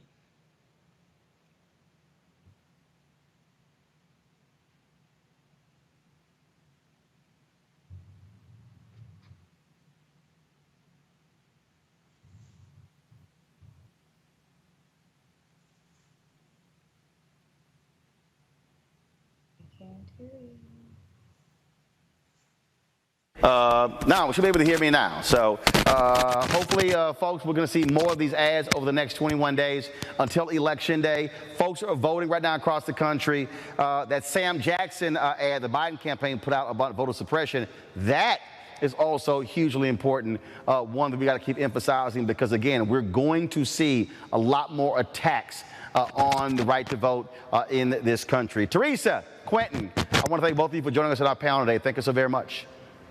Thank you. All right, folks, going to a break. We come back. We're going to talk with Jim Jones. How can you stay motivated just by starting moving? Also, in memoriam, we remember a couple of baseball greats, one an executive and one a Hall of Famer. You're watching Roland Martin Unfiltered, broadcasting live from Friendship West Baptist Church, one of the super voting early sites tomorrow. Early voting begins in Texas. We'll be right back. When you have the platform in entertainment, I do believe it's important to use it because the same people that will buy the movie ticket or stream the album or go and support the book, they're the same people. They're voting for what they want to see in entertainment. And now, to me, it's about using the platform to say, hey, it's not just about an entertainment vote, it's about a vote that actually is going to affect the very trajectory of your life.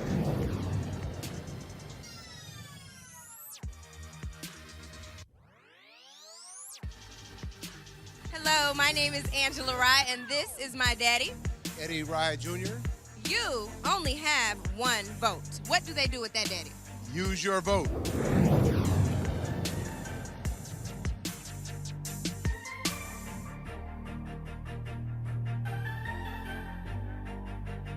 Yo, it's your man Dion Cole from Blackish, and you're watching Roland Martin Unfiltered. Stay woke.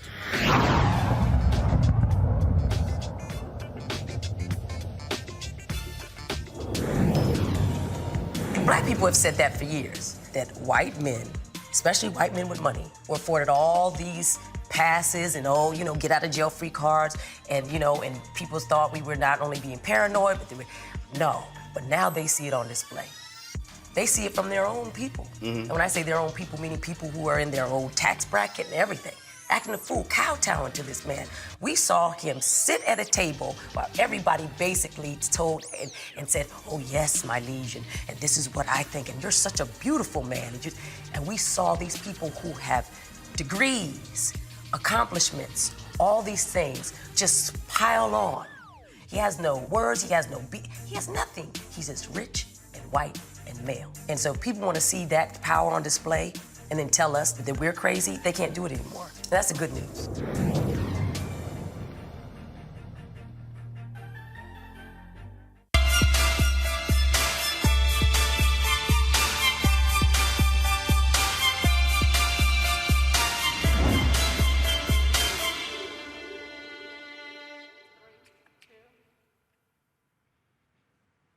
All right, my man Jim Jones is here. So, Jim, I want to talk about this here. So, this is a photo here, folks. I was outside today here at Friendship West Baptist Church. I stayed at a local hotel, which is not far from here. But the problem is, because of coronavirus, the gym was shut down. And so I couldn't work out in the gym. So I decided to go ahead and come to the church. I knew we had to set up shop here.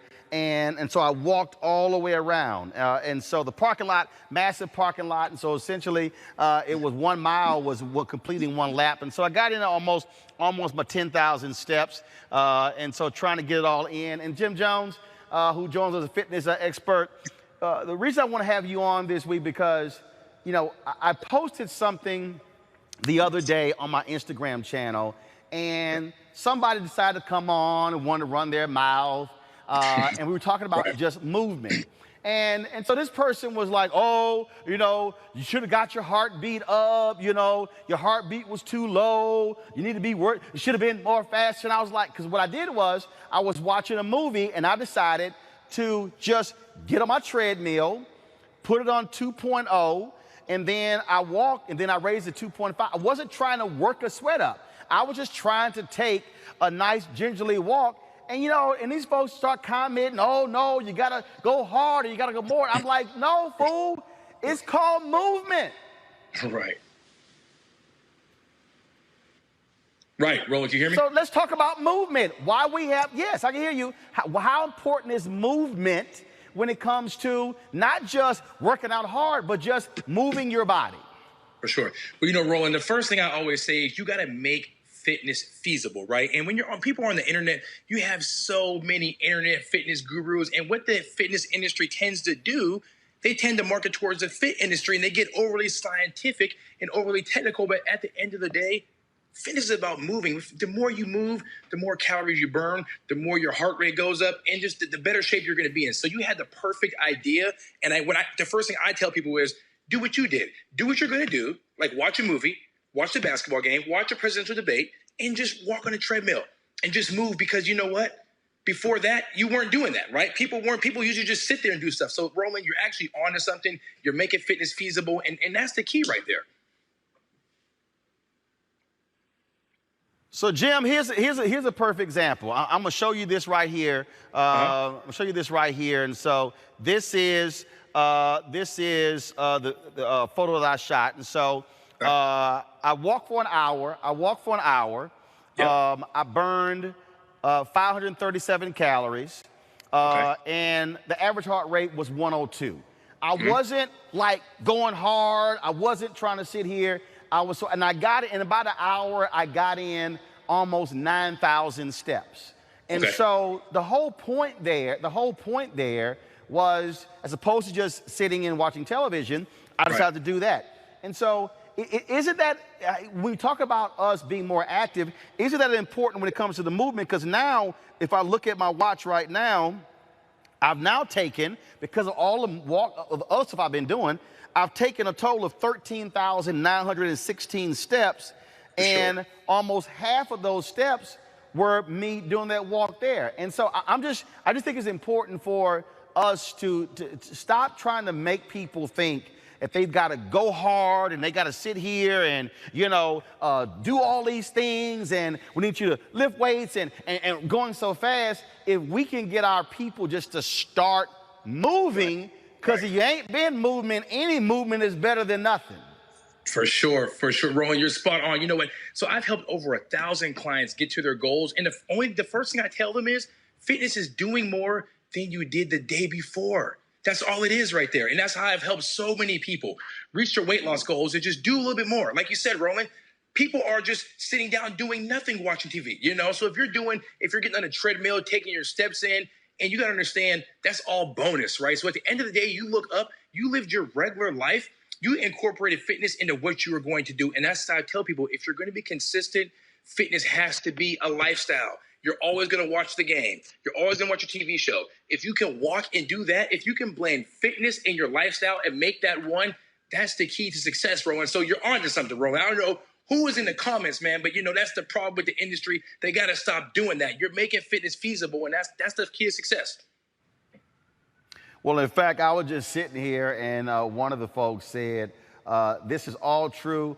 This person said, I walk while watching the show. Mm-hmm. That's perfect. Again, that's perfect. It's a 2-hour show. If you're going to watch the show, and here's my whole point. You ain't got to go hard. Just take a gingerly walk. You're watching the show. For sure. Absolutely. And like I said before, the key to success is exercise has to work into your lifestyle, right? Do it. So that's a genius. So whoever did that, shout out to the watcher out there. That's a perfect blend. Listen, I would love to have her as a client because she's already gets the mindset, right? If you're watching the show, if you're doing what you love, add working out onto that, and that will help you like exercise, right? I think a lot of times in the fitness industry, we want to just force people to work out. No, let them do what they like to do, and then let them work out while they're doing that. That's a perfect start to that's a gateway into building a healthier lifestyle, right? Because you're already, your blood's flowing, you're already used to working out. So now when I come and give you the burpees, it's nothing. You're looking forward to it because you're already in the groove. All right, then. Jim Jones, I appreciate it, man. Thanks a lot. How can people reach you? Listen, they can reach me on Instagram at GYMJONEZ, and on Twitter, I am Jim Jones, GYMJONEZ Global. I have a huge event on Saturday. I'm doing go-go concert and fitness combined. So if you're in Washington, D.C. area, come check me out. All right, Jim Jones, we certainly appreciate that, joining us on Fit, Live, Win.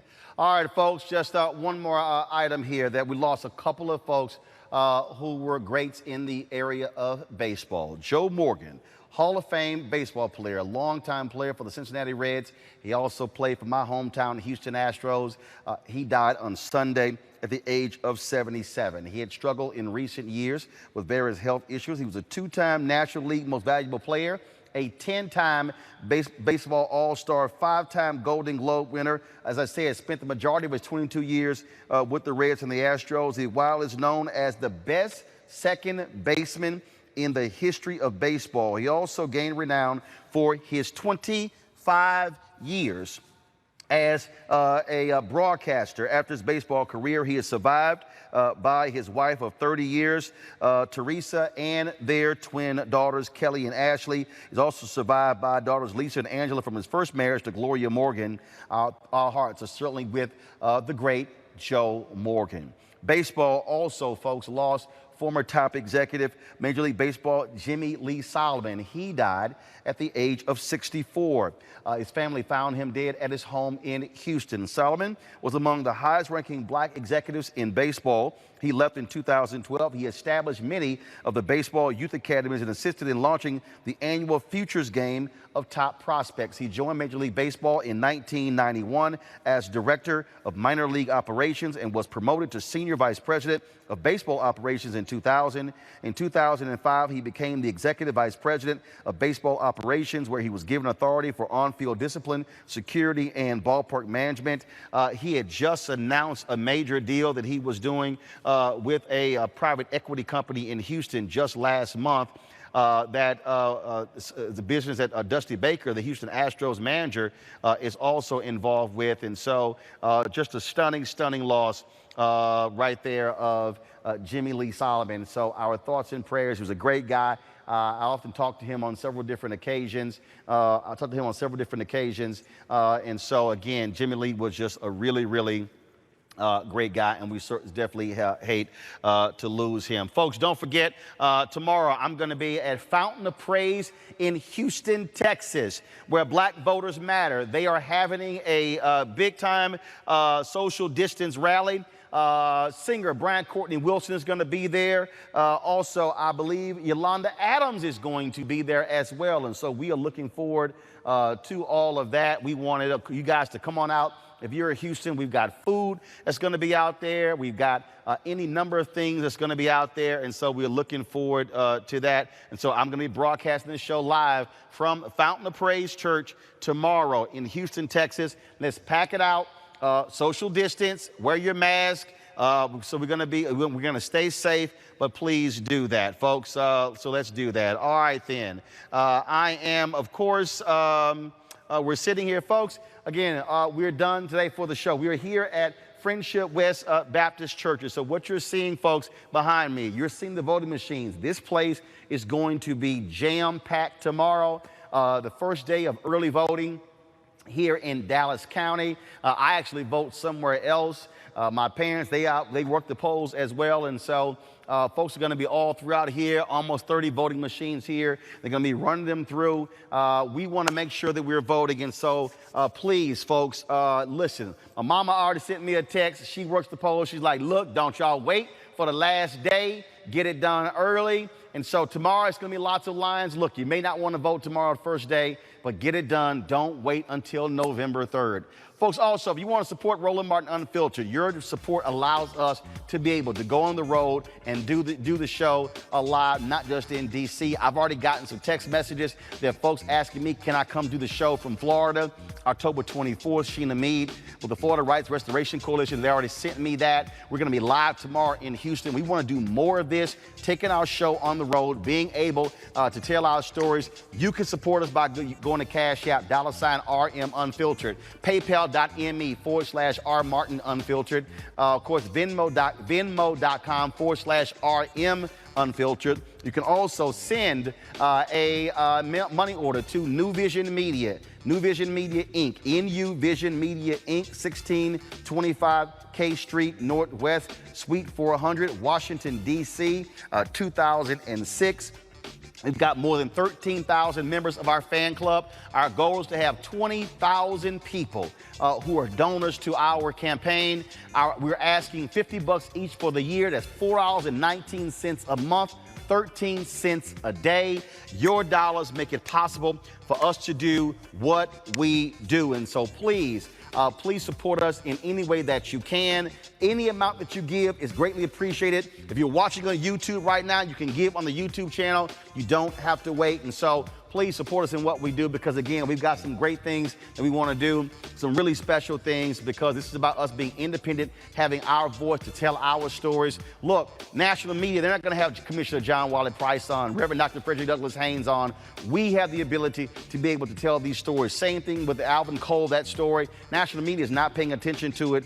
We want to be able to control our destiny and tell our stories and control the narrative. That can only happen when you support us. So for instance, tomorrow, when I go to Houston, I've already put the call in. There are going to be 3 students from Texas Southern University who are going to be helping me produce tomorrow's show. So when you support our show, we will allow us to go on the road and to help and to allow HBCU students to help us when we work on the show as well. We pay them for their work, and that's how we do this. And so this it. Pastor Haynes, come on over here. Do this here. We're going to wave by. I don't have, you got your mask on. Hold up, we're going to be real black here. So let me, hold up, I ain't my mask, I got my Texas A&M 12th man towel. So I just go ahead and cover my mouth this way. And so Frat, we certainly appreciate you letting us use the facility to do the show. And so don't forget, y'all got to vote tomorrow. And so we can do that. And so use our power. And so you know how I end the show. You can go ahead and end the show the way I normally end the show. I can do that? Yes. For real? Yes. Don't play. Yes. Hold on. You got it. Can't nobody hear you. There you go. Go ahead. I've been wanting to do this. Roland, welcome back home. This is your home church. Don't you ever forget it. So in the meantime, holla!